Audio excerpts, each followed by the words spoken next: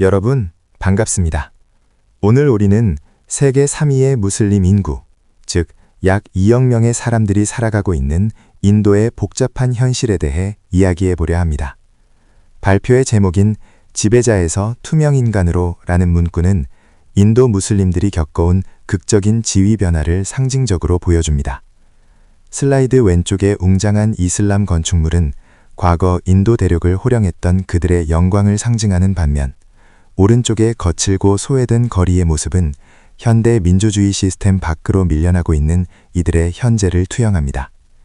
본 발표에서는 7세기 무역로의 시작부터 21세기 시민권 법안에 이르기까지 이들이 겪어온 권력의 상실과 구조적인 소외 과정을 소거의 해부학이라는 관점에서 깊이 있게 분석해보고자 합니다.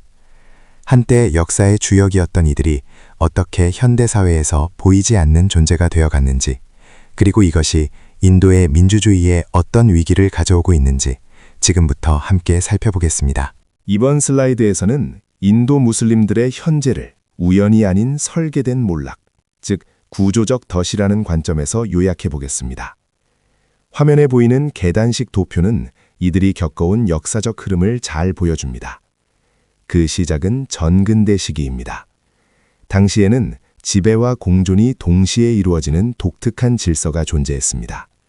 하지만 식민지기를 거치면서 이들의 정체성은 점차 경직되고 분열되기 시작했고, 이어지는 국민국가 형성기에는 끊임없이 국가에 대한 충성심을 시험받는 상황에 놓이게 됩니다. 그리고 오늘날 현대 정치에 이르러서는 시민권의 위기와 사회적 불가시화라는 심각한 국면에 직면해 있습니다. 여기서 우리가 얻어야 할 핵심 인사이트는 명확합니다. 현재 인도 무슬림들은 과거의 지배자였다는 화려한 집단적 기억과 현재의 주변인이라는 비참한 현실 사이의 거대한 간극, 즉 구조적 덫에 갇혀 있다는 점입니다. 결론적으로 우리는 기존의 단순한 유화 정책이라는 통념에서 벗어나야 합니다. 철저한 권력관계의 분석과 구체적인 데이터를 통해 이들의 위치를 근본적으로 재조명하는 작업이 필요합니다. 이번 슬라이드에서는 인도의 이슬람교가 유입된 두 가지 서로 다른 기원에 대해 살펴보겠습니다. 제목에서 보시는 것처럼 인도의 이슬람은 바다의 상인과 대륙의 정복자라는 아주 상반된 두 경로를 통해 들어왔습니다. 먼저 지도의 아래쪽 남부 지역을 보시면 바다의 경로를 통한 유입이 있었습니다. 7세기 무렵 아랍 상인들이 평화적으로 들어온 것인데요. 이들은 칼을 든 정복자가 아니라 현지 사회의 경제적 파트너로 수용되었습니다. 그 결과 케랄라 지역의 마필라와 같은 혼혈 공동체가 형성되었고, 이슬람은 외래 종교가 아닌 토착 문화와 자연스럽게 융합된 형태로 자리 잡았습니다. 반면 북부의 양상은 완전히 다릅니다. 12세기 델리 술탄국부터 16세기 무굴 제국에 이르기까지 대륙의 경로를 통한 정복과 통치가 이루어졌습니다. 이는 정치적 지배권의 교체와 연동된 수직적인 위계 질서를 만들어냈습니다. 그렇다 보니 지배 엘리트로서의 정체성이 강하게 유지되었고, 이는 훗날 종교 갈등이 발생하는 주요한 진원지가 되기도 했습니다. 결론적으로 오늘날 인도 남부에서 나타나는 통합적인 모습과 북부의 갈등적인 모델은 이슬람이 처음 유입되었던 초기 경로와 그 성격의 차이에서 기원한다고 이해할 수 있습니다. 역사의 시작점이 현재의 사회적 양상까지 결정지은 셈입니다. 다음으로는 강가 자문이 태집이라는 개념에 대해 살펴보겠습니다. 이 용어는 인도의 겐지스 강과 야무나 강이 만나 하나로 섞이듯이 힌두와 페르시아 문화가 절묘하게 어우러진 북인도 고유의 문화를 의미합니다. 융합의 대표적인 증거로는 우르두어를 꼽을 수 있는데요. 힌두어의 문법 체계 위에 페르시아어의 어휘가 더해져 탄생한 언어입니다. 또한 무굴 황제가 힌두교의 축제인 홀리에 참여하고 힌두교 장인들이 이슬람의 무하람 상여를 제작하는 등 종교를 초월한 관습들이 공존했습니다. 하지만 우리는 이를 단순한 아름다움으로만 보지 않고 비판적으로 재해석해 볼 필요가 있습니다. 과연 이 조화가 진정한 마음의 합치였을까요? 아니면 효율적인 통치를 위한 통치 기술이었을까요? 일각에서는 이 현상을 무슬림 지배층이 힌두 피지배층을 유화적으로 포섭하기 위해 계산된 전략으로 해석합니다. 또한 이러한 문화적 융합은 하층민의 삶과는 거리가 먼 엘리트들만의 세련된 예절, 즉 아다브에 머물렀다는 한계가 있습니다. 늑대가 양과 함께 물을 마시는 것처럼 보이지만 사실은 위장된 평화에 불과했다는 날카로운 비판이 존재하는 이유입니다. 여러분도 이 화려한 융합의 이면에 어떤 권력의 역학관계가 숨어 있었을지 한 번쯤 고민해 보시면 좋겠습니다. 여러분, 이슬람 하면 흔히 모든 사람이 평등하다는 교리를 먼저 떠올리실 겁니다. 하지만 인도라는 특수한 사회적 배경 속에서는 이슬람 내부에도 카스트 제도의 잔재가 뿌리 깊게 남아 있습니다. 이번 슬라이드에서는 이슬람 내부에 숨겨진 3가지 계급 구조를 살펴보겠습니다. 먼저 피라미드의 가장 꼭대기에 위치한 아슈라프입니다. 귀한 자들이라는 뜻을 가진 이들은 주로 아랍이나 페르시아 계통의 외래 혈통이거나 힌두교 상위 카스트에서 개종한 사람들입니다. 이들은 사회의 토지와 종교 권력을 독점하며 기득권을 형성하고 있습니다. 그 다음 중간 계층인 아잘라프는 천한자들이라고 불리기도 하지만 실질적으로는 직조공이나 도축업자처럼 특정 기술을 가진 직능 카스트들입니다. 이들은 인도 무슬림 사회의 경제적 생산을 뒷받침하는 주축이라고 할 수 있습니다. 마지막으로 가장 하층에 있는 아르잘입니다. 가장 비천한 자들이라는 뜻으로 힌두교의 불가촉 천민인 달리트 출신 개종자들을 의미합니다. 이들은 같은 무슬림임에도 불구하고 모스크나 묘지 사용에서조차 차별을 받는 극심한 소외를 겪고 있습니다. 결론적으로 이 슬라이드가 주는 핵심 시사점은 명확합니다. 이슬람은 교리적으로 평등주의를 지향함에도 불구하고 인도의 카스트 관습은 무슬림 사회 내부의 아슈라프와 억압받는 자들이라는 뜻의 파스만다 사이에 아주 깊은 사회적 균열을 만들어냈다는 점입니다. 이는 종교가 현지의 문화적 관습과 만났을 때 어떻게 변형될 수 있는지를 보여주는 중요한 사례입니다. 여러분, 이번 슬라이드에서는 식민 지배의 아주 정교한 기술 중 하나인 인구조사와 그로 인한 분할 통치의 시작에 대해 살펴보겠습니다.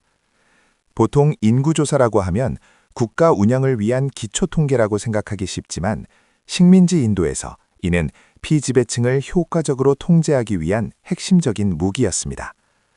먼저 배경을 살펴보면 1857년 세포이 항쟁 이후 영국은 무슬림 세력을 잠재적인 반란 세력으로 규정하고 이들을 체계적으로 배제하기 시작했습니다. 그 구체적인 실행 도구가 바로 1871년에 실시된 인구조사입니다. 영국은 이 인구조사를 통해 크게 3가지 전략을 구사했습니다. 첫째는 정체성의 고착화입니다.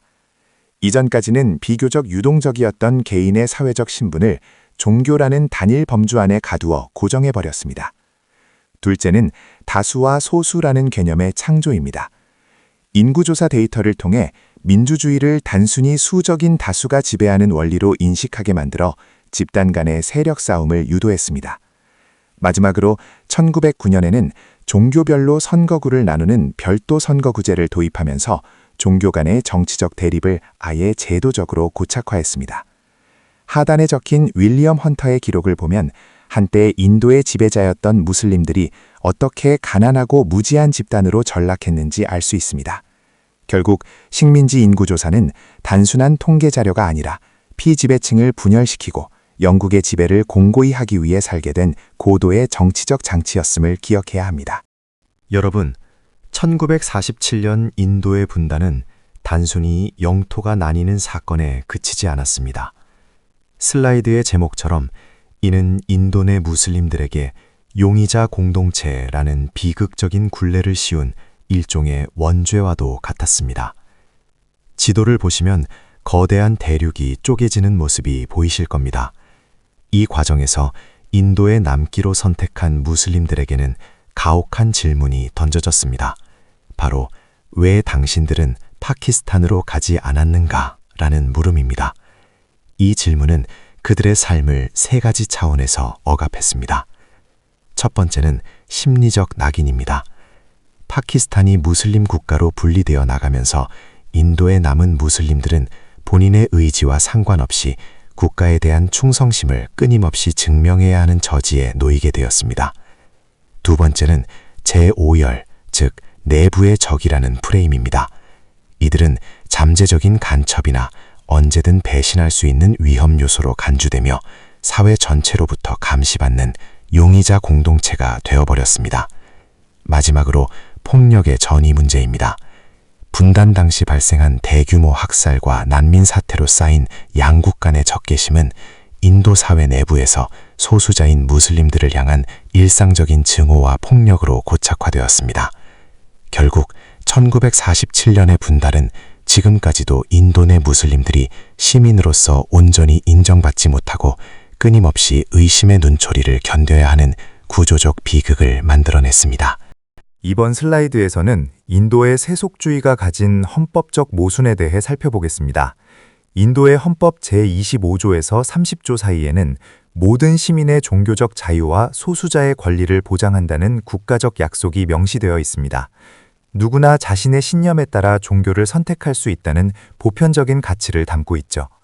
하지만 화면 중앙의 돋보기가 비추는 헌법 341조, 즉 1950년에 제정된 헌법명령 제3항을 보면 아주 강력한 법적 덫이 숨어 있습니다. 그 내용을 보면 힌두교나 이후에 포함된 시크교, 불교 이외의 종교를 믿는 사람은 스케줄드 카스트, 즉 달리트로 인정하지 않는다고 규정하고 있습니다. 이 조항은 실질적으로 매우 심각한 결과를 초래합니다. 힌두교 내의 달리트들과 마찬가지로 카스트 차별을 겪고 있는 무슬림 달리트들이 단지 이슬람교를 믿는다는 이유만으로 국가의 공식적인 혜택인 예약제도에서 완전히 배제되기 때문입니다. 공직이나 교육 현장에서의 할당제를 받을 수 없게 되는 것이죠. 결과적으로 이 법적 장벽은 빈곤한 무슬림들이 사회적 상층부로 이동할 수 있는 마지막 사다리를 걷어차는 결정적인 장애물이 되고 있습니다. 이는 인도가 표방하는 세속주의의 약속과 실제 법적 집행 사이의 거대한 괴리를 보여주는 대표적인 사례라고 할 수 있습니다. 다음으로 살펴볼 내용은 투표권 은행, 즉 보트뱅크 정치의 환상과 이것이 불러온 나비 효과에 대한 이야기입니다. 인도 국민회의당은 오랫동안 무슬림의 신변 안전을 보장해주는 대가로 그들의 표를 독점하는 투표권 은행 전략을 취해왔습니다.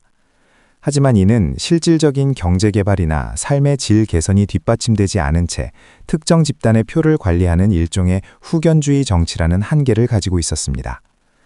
이러한 정치적 구도의 결정적인 전환점이 된 사건이 바로 1985년의 샤 바노 사건입니다. 당시 인도 대법원은 이혼한 무슬림 여성인 샤 바노의 부양모 청구권을 인정하는 판결을 내렸습니다. 하지만 보수적인 무슬림 세력이 이를 종교법에 대한 침해라며 거세게 반발하자 무슬림 표심을 잃을까 두려워했던 라지브 간디 정부는 법을 개정하여 대법원의 판결을 무력화시켰습니다. 이 결정은 힌두 우파 세력에게 강력한 공격의 명분을 제공했습니다. 그들은 정부의 대응을 두고 세속주의라는 명목하에 무슬림에게만 특혜를 주는 아부 정치를 하고 있다고 비판했습니다. 결국 소수자를 보호하려던 정치적 계산이 힌두 민족주의가 본격적으로 부상하게 되는 결정적인 기폭제가 된 것입니다. 한 여성의 이혼 소송에서 시작된 작은 변화가 인도 현대사 전체를 뒤흔드는 거대한 나비 효과로 이어진 셈입니다.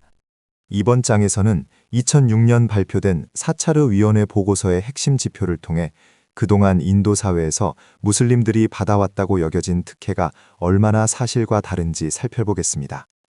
왼쪽의 그래프를 보시면 교육과 고용 부문에서 상층 힌두교도의 비율이 80%에 달하는 반면 상층 힌두교도가 70%의 비중을 차지할 때 무슬림은 고작 5%에 불과합니다. 이 데이터가 보여주는 진실은 명확합니다. 무슬림의 교육 및 경제 수준은 인도 내 최하위권인 달리트와 유사하거나 오히려 더 낮은 수준입니다. 이는 힌두 우파 세력이 정치적 공세를 위해 주장해온 무슬림 유화 정책, 즉 어피즈먼트가 통계적 근거가 없는 허구임을 입증합니다.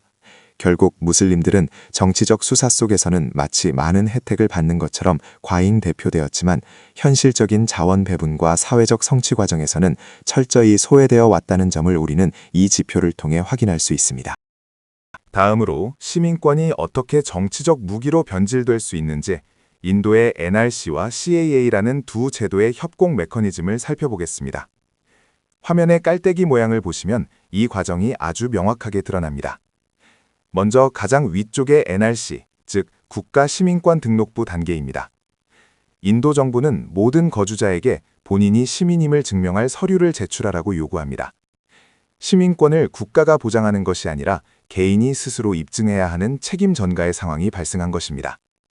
이 과정에서 서류를 챙기지 못한 수많은 빈곤층이 탈락하게 되는데 여기서 두 번째 장치인 2019 시민권 개정법 CAA가 작동합니다. 이 법은 서류가 없는 사람들 중 힌두교나 기독교 같은 비무슬림 난민들에게만 선택적으로 시민권을 다시 부여합니다. 결국 이 교묘한 설계 끝에 남겨진 함정에 빠지는 이들은 누구일까요? 바로 서류를 증명하지 못한 무슬림들입니다. 이들은 어떠한 구제수단도 없이 즉각 불법 이민자로 분류되어 구금되거나 무국적자가 되는 위기에 처합니다. 실제로 아삼주에서는 이 과정을 통해 1090만 명이라는 거대한 인구가 시민권에서 배제되었습니다. 이제 시민권은 더 이상 태어날 때부터 주어지는 천부적 권리가 아니라 국가 앞에서 끊임없이 증명해내야만 얻을 수 있는 불안한 특권이 되어버린 것입니다. 다음 슬라이드로 넘어가서 이번에는 기억의 전쟁이라는 주제로 인도 역사 교과서에서 일어나고 있는 속어 현상을 살펴보겠습니다. 최근 인도의 국가교육연구훈련평의회인 NCERT는 2023년에서 24년으로 넘어가는 교과서 개정 과정에서 무굴 제국과 관련된 내용을 대거 삭제하거나 축소했습니다. 흥미로운 점은 우리가 흔히 인도의 상징으로 떠올리는 타지마할이나 레드포트 같은 건축물이 세워진 시기를 이제는 찬란한 번영기가 아닌 암흑기이자 외세 침략기로 재규정하고 있다는 사실입니다. 전문가들은 이러한 현상을 단순한 교육과정의 주정이 아니라 인식론적 폭력이라고 지적합니다. 이는 무슬림을 인도 역사의 공동 건설자라는 지위에서 박탈하고 사회에서 제거해야 할 이물질로 타자화하는 작업이기 때문입니다. 역사 속에서 그 존재가 부정되고 지워진다면 그들이 국가의 미래에서 설 자리는 결국 사라질 수밖에 없습니다.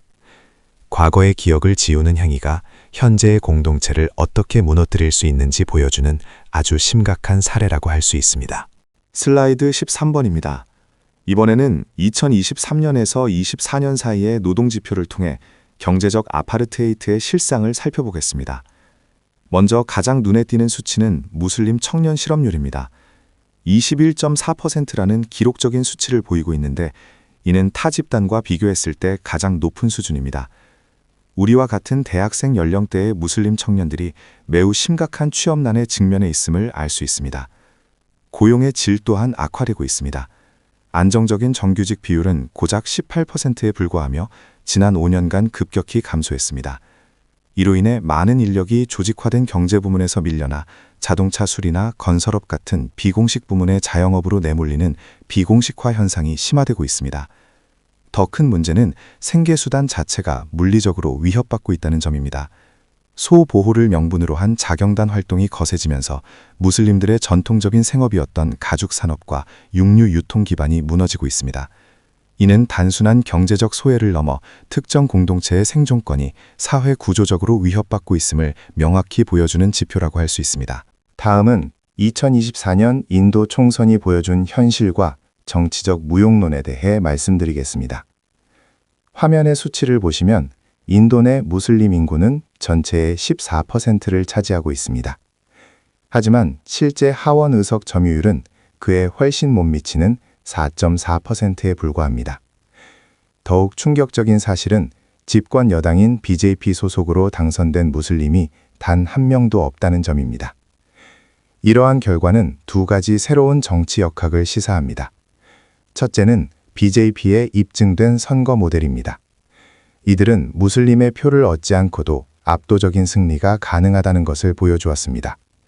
결과적으로 소수 집단인 무슬림을 정치적 의사결정 과정에서 불필요한 존재로 고립시키는 결과를 낳았습니다.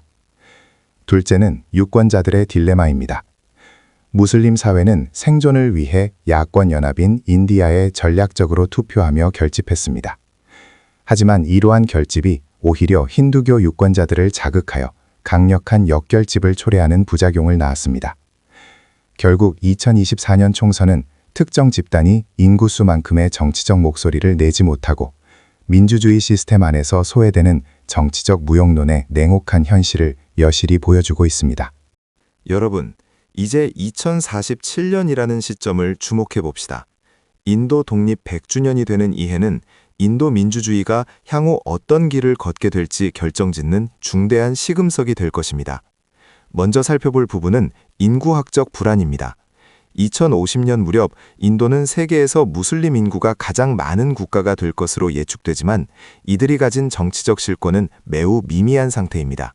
이러한 인구 증가와 권력 부재의 괴리는 오히려 다수파의 공포를 자극해 사회적 갈등을 키울 위험을 내포하고 있습니다. 다음으로는 개토화의 심화입니다.